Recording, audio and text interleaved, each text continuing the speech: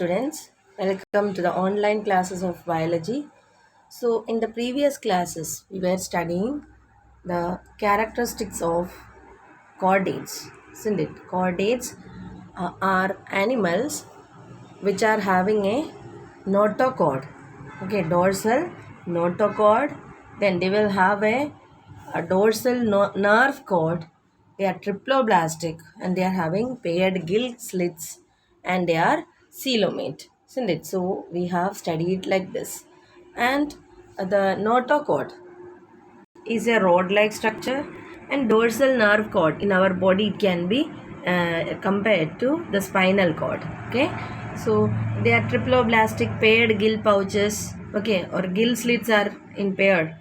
At least any of the time, okay, during their life cycle, if it is present, that are known as what? Notochords. Sorry, chordates. Okay, they are chordates. Now, in that, they are having different classes. I told we have studied about cyclostomata, isn't it? Cyclostomata are what? They are jawless vertebrates. Okay, they are looking like a fish. Okay, eel-like body with circular mouth. Okay, for with which they can attach themselves to the what the host. They are parasites, isn't it? And then they are examples also we have seen of this, isn't it? Like the examples of cyclostomata are petromycin and mixi. Okay, then we have studied about Pisces. Pisces are what? They are fishes. Okay, their fish members are known as Pisces. So, what are the specialities? They are aquatic, strictly they are aquatic, isn't it? And another important feature, their skin is covered with scales. Scales are there. Okay, the presence of scales. And they can take what? The oxygen dissolve in water with the help of gills. Okay, with the help of gills. Gills are the respiratory organ. The body, when you see it's streamlined, okay, with a tail, okay, or fin, and they are cold-blooded animals. What do you mean by cold-blooded? In them, the body temperature can change according to the changing environment. And the heart are having only two chambers. Okay, two chambered heart they are having, and they are laying eggs, and some are there which give birth to young ones also. Okay, so speciality is what? Their skeleton is made up of cartilage, okay, and bones.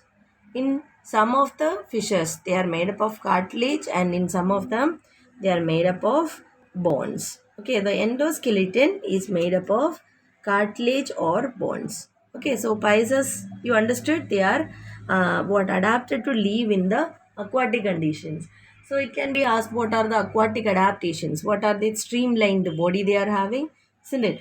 Fins for swimming, then scales are there, okay, in the skin. Then the gills are the respiratory organ. So these are, and the skeleton, okay, especially in there are two types of fishes actually. Okay, that is cartilaginous fishes and bony fishes. Okay, examples, what? Many examples are there: mandarin fish, angel fish. Okay, then different types of rays, electric rays, stingray. Okay, then scoliodon. Okay, so all these are examples of Pisces. Okay, so this what you are seeing in this diagram, they are actually the cartilaginous fishes. Okay, cartilaginous fishes. Okay, and the other ones which are seen here, they are bony fishes. Understood? So cartilaginous fishes and bony fishes, like this you can divide them. Okay, so after fishes we are have to study about the amphibia. So what is the speciality of amphibia? They can live both in water and in the land. Okay, their skin is not having scales.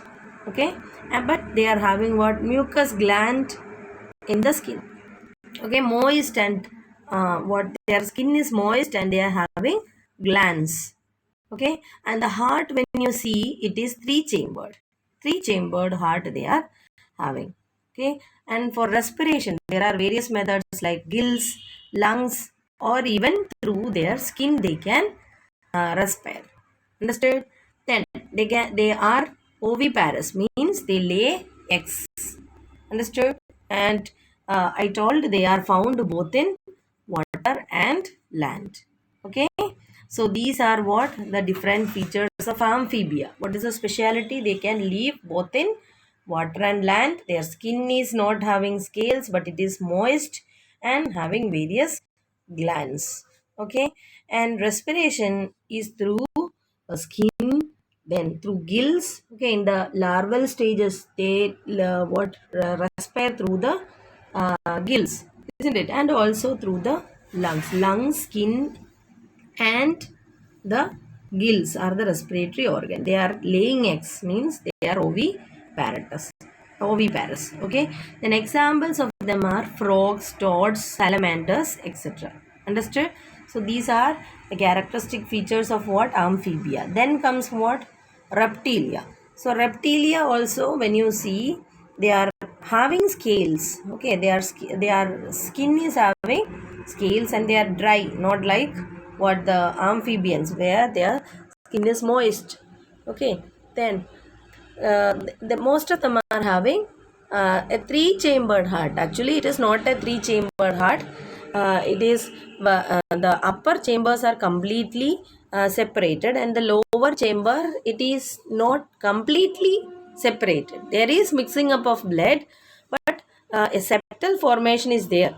Understood? So you can say it is partially four chambered heart. Okay, okay.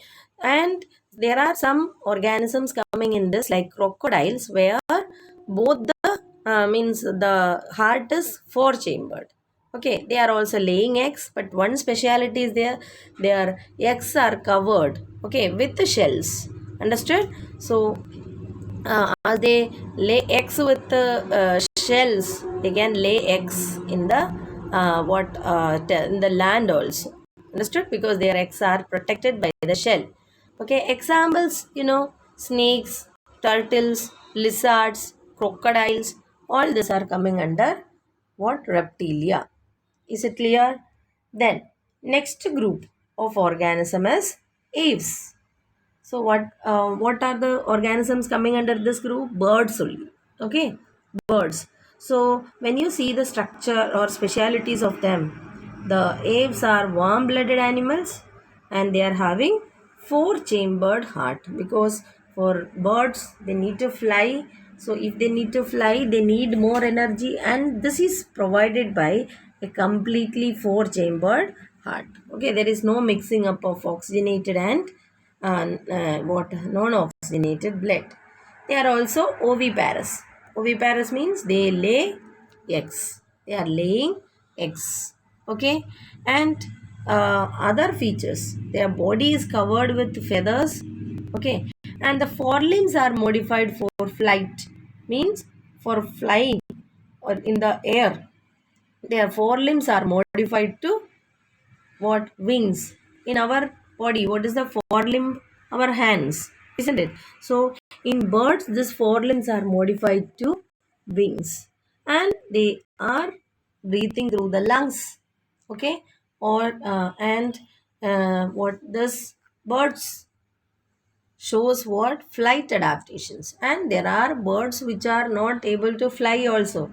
Okay, so here you can see pigeon, sparrow, crow, isn't it? Then male tufted duck, white stork, ostrich, all these are kiwi, all these are coming under birds only. So what are the flight adaptations found in them? They are what? Their body is streamlined, just like our fishes, isn't it? And then feathers are there that covers the body. Forelimbs are modified to wings, isn't it? Forelimbs are modified to wings. Then what else? They can, their heart is four chambered, completely four chambered, and they can breathe through the lungs, isn't it? So all these are the flight adaptations of aves. Okay, flight adaptations of aves. Now next is what? The mammalia. Okay, phylum mammalia. So these are the most what highest, or they occupy the highest position in the classification system, isn't it? So when you see this, what are the specialities of this? These are also warm-blooded animals. Warm-blooded means their body temperature remains constant. They will not change according to the change in the environment. So two classes where you can find warm-blooded animals are what? Aves and mammals. Aves and mammals. Clear? Warm-blooded organisms they are. And the heart is completely four-chambered. Okay. And another important feature is they are having mammary glands. Okay, mammary glands for the production of milk. Okay, they give nourishment to their babies through the milk produced by the mammary glands, and they give birth to young ones. Okay, they give birth to young ones. Okay, and then other features, the skin is having hairs and various glands like sweat gland, oil gland, etc. Okay, so when we do some work or when it is hot outside, we'll sweat, isn't it? Due to what? Due to the presence of sweat glands. Okay, and oil glands means the glands which are producing the oil or sebum, okay, which help to moist our skin. Understood? So like this glands are there, and I told they are what, giving birth to young ones. Okay, and there are some exceptions like platypus.